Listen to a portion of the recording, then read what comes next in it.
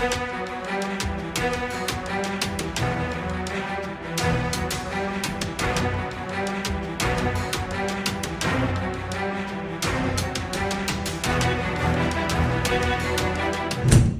अशोक खराचा एसआयटीनं तपास सुरू केला असला तरी सुद्धा त्यांच्या समोर डिजिटल पुरावे नेमके कोणते आहे याचा उलगडा अजूनही होत नाही. आणि एसआयटीच्या तपासामध्ये खूप मोठमोठी आव्हानं पुढे दिसते. आणि असाही प्रश्न विचारला जातोय की एसआयटी वर कुठला राजकीय दबाव आहे का? कारण अशोक खरात प्रकरणामध्ये अनेक नेत्यांची नावं येत आहेत आणि ही प्रभावशील नेते असल्यामुळे एसआयटी त्यांच्या संदर्भात काही कारवाई करत नाही का, असा जनसामान्यांमधला प्रश्न आहे. आणि आम्ही या प्रकरणावरती वेगवेगळे व्हिडिओ करत असताना सातत्यानं लोकांच्या कमेंट सुद्धा या व्हिडिओ खाली तशाच प्रकारे येत आहेत. अशाच सामाजिक कार्यकर्त्या अंजली दमानिया आणि फेसबुकवर उद्धव ठाकरे गटाच्या सुषमा अंधारे यांनी नवा बॉम्ब गोळा टाकलेला आहे. अंजली दमानिया यांचे व्हिडिओ मी तुम्हाला दाखवणारच आहे की त्यांचं म्हणणं नेमकं काय आहे. पण अशोक खरात कुणाकुणाची बातचीत झाली, कुठल्या कुठल्या नेत्यांची बातचीत झाली, ते कोण नेते होते आणि त्यांनी किती वेळ त्यांच्याशी संभाषण केलं, आणि अशा प्रकारचं टेलिफोनिक संभाषण करण्याची या नेत्यांना मुळातच अशोक खरात सोबत गरज का पडली आणि कुठल्या विषयावर यांची बातचीत झाली हे उघड व्हावं, अशा प्रकारची मागणी सुषमा अंधारे आणि अंजली दमानिया या दोघांनी केलेली आहे. अंजली दमानिया ज्या वेळेला अशा प्रकरणाचा तपास करते किंवा आपल्या पद्धतीने तपास करते किंवा न्याय मागण्यासाठी पोलिसांकडे जात असते, त्यावेळी आपण महाराष्ट्रामध्ये पाहिले की वेगवेगळ्या प्रकारचे पुरावे हे अंजली दमानियाच्या हातामध्ये येत असतात, त्याचा उल्लेखही त्यांनी केलेला आहे. पण यावेळी सीडीआर रिपोर्ट अंजली दमानिया यांच्याकडे कुठून आला हा सर्वात मोठा महत्वाचा मुद्दा आहे. कारण 5 ते 6 महत्वाच्या व्यक्तींचा ज्यांचा सातत्यानं या प्रकरणामध्ये नाव घेतलं जातं किंवा संबंध जोडला जातो, अशा व्यक्तींचे टेलिफोनिक रेकॉर्ड्स हे अंजली दमानिया यांच्याकडे आलेले आहेत. नमस्कार, मी मनोज भोयर, नवराष्ट्र डिजिटल मध्ये आपल्या सर्वांचं स्वागत करतो. सर्वात आधी आपण पाहूया की अंजली दमानिया यांनी जो प्रसृत केलेला आपला व्हिडिओ आहे त्याच्यामध्ये नेमकं काय म्हटलंय आणि कॉल संदर्भात काय माहिती दिली. रुपाली चाकणकर यांचे एकूण 177 कॉल्स हे अशोक खरातांना झाले. एवढंच नाही तर त्यांची बहीण प्रतिभा चाकणकर, 2 दिवस झाले आपण त्यांच्याबद्दलही बरंच ऐकतोय, त्यांचे 236 कॉल्स हे अशोक खरातांना झाले. पण आता मी जे नाव घेणार आहे त्यांचे नुसतेच आपण फोटो बघितले होते आणि व्हिडिओज बघितले होते, पण आत्ताचे महाराष्ट्राचे उपमुख्यमंत्री एकनाथ शिंदे यांचे तब्बल 17 कॉल्स हे अशोक खरातांना नॉर्मल सेलफोनवरनं झाले होते. आता व्हॉट्सअप किती झाले आणि इतर किती झाले मला माहित नाही. अंजली दमानिया यांनी अत्यंत डिटेल्स माहिती दिली की कुणाकुणाचे कॉल आले. त्यानुसार रुपाली चाकणकर यांचे 177 कॉल म्हणजे 33,000 सेकंदपेक्षा जास्त संभाषण त्यांनी अशोक खरात यांच्याशी केलं. त्यांना समन्स पाठवलं गेलं, पण त्या समन्स पाठवलंच नाही असं आता म्हणतात. आणि त्याच्यामुळे सर्वात मोठा प्रश्न निर्माण झालाय की रुपाली चाकणकर यांनी कुणाचा प्रभाव तर वापरला नाही ना, आणि त्यामुळे त्यांच्याशी हिंमत झाली की मला समन्सच आला नाही. समन्स आला आणि त्या समन्स बरहुकूम एसआयटीला सामोऱ्या गेल्या नाही आणि त्यांची प्रकृती नीट नव्हती असं कारण सांगितलं जात होतं. ते कारण राहिलं बाजूला आणि नवं कारण रुपाली चाकणकर यांनी सांगितलं की मला समन्सच आला नाही, तो भाग वेगळा. रुपाली चाकणकर यांनी खरातला 177 कॉल केले. एकनाथ शिंदेचे 17 कॉल, ज्यात 10 इनकमिंग 70 आउटगोईंग कॉल आहेत आणि हे सर्व व्हॉट्सअप कॉल नाहीत, हे नॉर्मल टेलिफोनिक कॉल्स आहेत. त्यामुळे व्हॉट्सअपवर या लोकांचं काय संभाषण झालं याबद्दल अजूनही काही माहिती नसल्याचं अंजली दमानिया यांनी म्हटलंय. आणि सर्वात जास्त जे संभाषण आहेत म्हणजे 17 कॉल्स पैकी ते 21 मिनिटाचं संभाषण राज्याचे माजी मुख्यमंत्री आणि विद्यमान उपमुख्यमंत्री एकनाथ शिंदे यांचे अशोक खरात यांच्यासोबत झालेले आहे. सुनील तटकरे यांनी 8 कॉल केले आहेत. खासदार, राष्ट्रवादी काँग्रेस पक्षाचे प्रदेशाध्यक्ष आणि रुपाली चाकणकर, सुनील तटकरे असा एक संबंध अशोक खरात यांच्यासोबत यापूर्वी सुद्धा जोडला गेला होता. राज्याचे मंत्री चंद्रकांत पाटील यांचे 8 कॉल झालेले आहेत. दीपक लोंढे जे माजी मंत्री दीपक केसरकर यांच्याशी संबंधित आहे, त्या दीपक लोंढेचे 189 कॉल झालेले आहेत. आणि या दीपक लोंढेंचे सातत्यानं अशोक खरात यांच्या सोबतचे संबंध हे पुढे येत आहेत. आणि प्रतिभा चाकणकर ज्या बहीण आहेत अशोक खरात यांच्या, या सर्व लोकांपैकी सर्वात जास्त कॉल प्रतिभा चाकणकर यांनी अशोक खरात यांना 236 कॉल केलेले आहेत. म्हणजे सातत्यानं प्रतिभा चाकणकर आणि रुपाली चाकणकर या अशोक खरात यांच्यासोबत संबंध ठेवून होत्या आणि त्यांची बातचीत होत होती, भेटीगाठी होत होत्या. तरी सुद्धा रुपाली चाकणकर यांचा दावा आहे की ते केवळ माझे गुरु होते. त्याच्या पलीकडे या अशोक खरातच्या कुठल्याही वाईट कृत्याबद्दल, अघोरी कृत्याबद्दल, कारनाम्याबद्दल त्यांना कुठलीही माहिती नव्हती, सुतराम कल्पना नव्हती, असा दावा त्यांनी केला. तो अजिबात या कॉल रेकॉर्ड्स नंतर पटत नाही. हे सर्व सीडीआर रिपोर्ट्स, कॉल रेकॉर्ड्स याची माहिती अंजली दमानिया यांनी एसआयटीला दिली आणि मग त्या जनतेच्या न्यायालयात आल्या आणि मग जनतेमध्ये ही माहिती त्यांनी दिलेली आहे. या अंजली दमानिया एकनाथ शिंदे यांच्या कॉल बद्दल नेमकं काय म्हणतात ते आधी पाहूया. पण आत्ताचे महाराष्ट्राचे उपमुख्यमंत्री एकनाथ शिंदे यांचे तब्बल 17 कॉल्स हे अशोक खरातांना नॉर्मल सेलफोनवरनं झाले होते.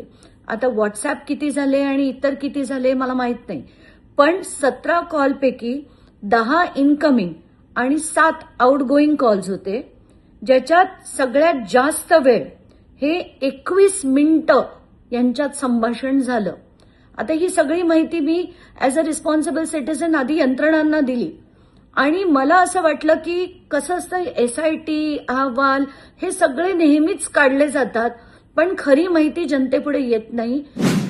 अंजली दमानिया यांनी एकनाथ शिंदे यांच्या कॉल बद्दल माहिती दिली. एकनाथ शिंदे, राधाकृष्ण विखे पाटील, चंद्रकांत पाटील यांचे या अघोरी बाबासोबत पूजा करत असतानाचे फोटो यापूर्वी सुद्धा व्हायरल झालेले आहेत आणि वेगवेगळ्या नेत्यांचे व्हायरल फोटो यापूर्वी सुद्धा झाले. फक्त त्याचे लैंगिक कृत्य, त्याचे व्हिडिओ व्हायरल करू नये अशा प्रकारचा पोलिसांचा हा आदेश आणि तो बरोबर आहे. कुठल्याही महिलांची आयडेंटिटी समाजासमोर होऊन त्यांची बदनामी आणखी होऊ नये हा प्रयत्न पोलिसांचा आणि तो नियमाला धरू नये, त्यामुळे त्या कृत्यामध्ये कोणी समोर जाऊ नये.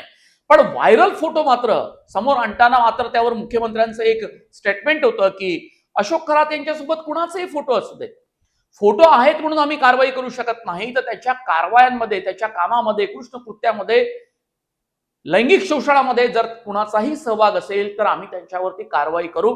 कारण फोटो काढणारे आमच्या आजूबाजूला सातत्यानं असतात, आम्हाला त्याची माहिती नसते की आमच्या मागे असलेला माणूस कोण आहे आणि तो कुठल्या वाईट कारणामुळे ओळखला जातो किंवा कुठल्या कारनाम्यामध्ये तो सहभागी आहे.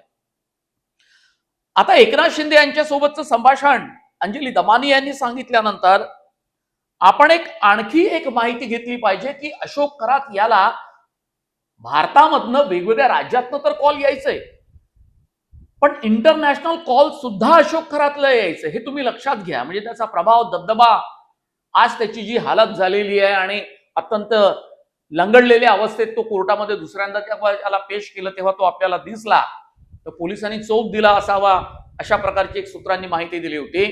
पण जी अवस्था आता अशोक खरातची आहे ती मात्र यापूर्वी अटकेच्या पूर्वी नव्हती. 18 मार्चच्या त्याचा रुतबा बघा, प्रभाव बघा. इंटरनॅशनल कॉल आले कतारमधनं, ओमानमधनं, युएस मधल्या एका भागामधनं, युनायटेड अमिरातमधनं, युएई मधनं, ऑस्ट्रेलियामधनं. त्याबद्दल अंजली दमानिया काय म्हणतात, काय माहिती देतात ते आधी पाहूया. आपल्या देशातल्या सगळ्याच राज्यांमधनं त्यांना कॉल्स यायचे, पण काही देशांची जी नावं आली आहेत ती देखील मला अतिशय शॉकिंग वाटतात. त्यांना कतारमधनं, युएईमधनं, ऑस्ट्रेलियामधनं, युएस व्हर्जिन आयलँड्समधनं, ओमानमधनं, क्रिसमस आयलंड म्हणजे ऑस्ट्रेलियामध्ये क्रिसमस आयलंड हा प्रकार आहे, तिथून सुद्धा यांना खरातांना फोन कॉल्स यायचे. ही सगळी माहिती मी एसआयटीकडे देखील दिलेली आहे आणि याच्यावर पूर्ण चौकशी ही झाली पाहिजे. अशोक खरातच्या इंटरनॅशनल कॉल बद्दल माहिती दिल्यानंतर आपल्याला लक्षात येते की हे नेटवर्क, हे नेक्सस राजकारण्यांचं, नेत्यांचं, उद्योगपतींचं, सरकारी अधिकाऱ्यांचं किती मोठं आहे. पण मग सातत्यानं या एसआयटी समोर इतके सगळे प्रश्न निर्माण होऊन, इतकी सगळी माहिती, पुरावे देऊन सुद्धा, सीडीआर रिपोर्ट देऊन सुद्धा का कारवाई होत नाही? रुपाली चाकणकर अजूनही एसआयटीच्या चौकशीपासनं का बाजूला आहेत? सुषमा अंधारे सातत्यानं या प्रश्नावरती आवाज उठवतायत, वेगवेगळी माहिती सातत्यानं देत आहेत. सुषमा अंधारे यांनी या कॉल रेकॉर्डची माहिती पुढे आल्यानंतर काय म्हटलं तेही पाहूया. एवढे सगळे पुरावे समोर असतानाही रुपाली चाकणकर यांना अजूनही पोलीस ताब्यात का घेत नाहीत? तब्बल 3 दिवसानंतर, म्हणजे रुपाली चाकणकरांना समन्स बजावलं ही बातमी येऊन 3 दिवस झाल्यानंतर अचानक काल चाकणकर म्हणतात की मला कुठल्याही प्रकारचं समन्स आलेलं नाही. हे चाकणकर कोणत्या आधारावर म्हणतात? चाकणकर SITला खिचगिंतीत धरत नाहीत की चाकणकर हे सांगू पाहत आहेत की मी सगळं मॅनेज केलेलं आहे आणि मला कोणी हातही लावू शकत नाही? खरंच सरकारला हे प्रकरण लॉजिकल एंडला न्यायचं आहे का? कारण एवढे सगळे पुरावे समोर येत आहेत, कॉल रेकॉर्ड समोर येत आहेत, संपत्तीचे खुलासे समोर येत आहेत, मात्र अजूनही या सगळ्या लोकांची चौकशी होत नाहीये. चाकणकरांच्या संदर्भात सुषमा अंधारे आणि अंजली दमानी या सातत्यानं नवनवी माहिती देत असताना एसआयटीने त्यांना समन दिल्याची माहिती होती आणि त्या एसआयटी समोर अजिबात हजर झाल्या नाही. पण आता रुपाली चाकणकर म्हणतात की मला कुठलंही समन्स आलेलं नाही, इतकी हिंमत त्यांची झाली. व रुपाली चाकणकर यांना खरंच एसआयटीने समन्स बजावले नव्हते का? किंवा इतकं सगळं हे प्रकरण वाढलं, चिघळलं, याचं गांभीर्य वाढलं, सातत्यानं मुख्यमंत्री म्हणतायत, वेगवेगळ्या नेत्यांची नावं येत आहेत, फोटो व्हायरल होत आहेत, या प्रकरणाची जनतेमध्ये फार चर्चा होते, तरी सुद्धा वेगवेगळ्या नेत्यांची नावं चौकशीसाठी पुढे काय येत नाही. ईशानेश्वर मंदिराच्या ट्रस्टच्या संचालकांची चौकशी होईल असं म्हटलं जात असताना ते चौकशीसाठी काय एसआयटी समोर बोलावलं गेलं नाही. आणि इतक्या दिवसांपासून हे प्रकरण अशोक खराच्या पलीकडे कुठल्याही नेत्याला चौकशीसाठी बोलून किंवा क्रॉस चौकशी करून समोरासमोर एकमेकांना बोलून सत्यता पडताळून पाहण्याचा प्रकार अजूनपर्यंत का झाला नाही, हा सर्वात मोठा प्रश्न आहे आणि तो जनतेमध्ये सुद्धा विचारला जाऊ शकते. राज्याच्या गृह खात्याची आणि एसआयटीची जर विश्वासार्हता, क्रेडिबिलिटी ही जर कायम राहावी आणि तेजस्वी सातपुते या संपूर्ण प्रकरणाची चौकशी त्यांच्या नेतृत्वाखाली होत असताना असे प्रश्न उपस्थित होते, त्याची उत्तरे एसआयटीलाच द्यावी लागेल. राज्याच्या जनतेनं कायद्यावर विश्वास निश्चितपणे ठेवावा, पोलिसांवर ठेवावा, एसआयटीवर ठेवावा, पण कधी कधी हा विश्वास डगमगताना सुद्धा दिसतो. वेगवेगळे प्रश्न त्यांच्या मनामध्ये निर्माण होतात, त्याची उत्तरं राज्यकर्त्यांना द्यावी लागेल.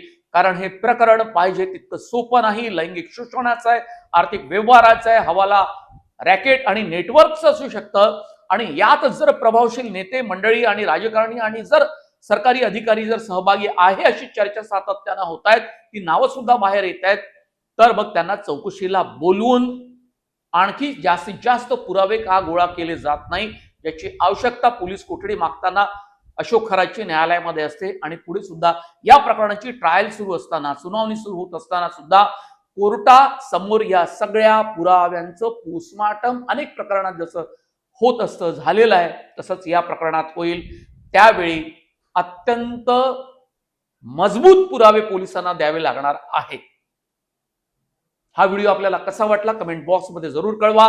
तुमच्या प्रतिक्रिया सातत्यानं तुम्ही नोंदवताच, व्हिडिओ खाली त्या सातत्यानं तुम्ही नोंदवत राहा. त्यातनं वेगवेगळी माहिती आम्हाला सुद्धा मिळते की तुम्हाला नेमकं काय वाटतं, कारण राज्यातल्या जनतेच्या मनात नेमकं काय आहे, त्यांना काय वाटतं हे जाणून घेणं अत्यंत महत्वाचं आहे. कुठलाही व्हिडिओ तयार करताना, त्याचं विश्लेषण करत असताना. इंस्टाग्राम, एक्स आणि फेसबुक हे तिन्ही सोशल मीडिया हँडल्स आहेत, ते फॉलो करा. वेबसाईट सुद्धा बघा नवराष्ट्राची. याशिवाय बेल आयकॉनवर जा, बटन दबा, म्हणजे या चॅनलचे व्हिडिओचे नोटिफिकेशन सातत्यानं मिळत राहील. नवराष्ट्र हे आमचं डिजिटल चॅनल सुद्धा जे तुमचं सुद्धा आहे, त्याला सबस्क्राईब करा. खूप धन्यवाद. नमस्कार.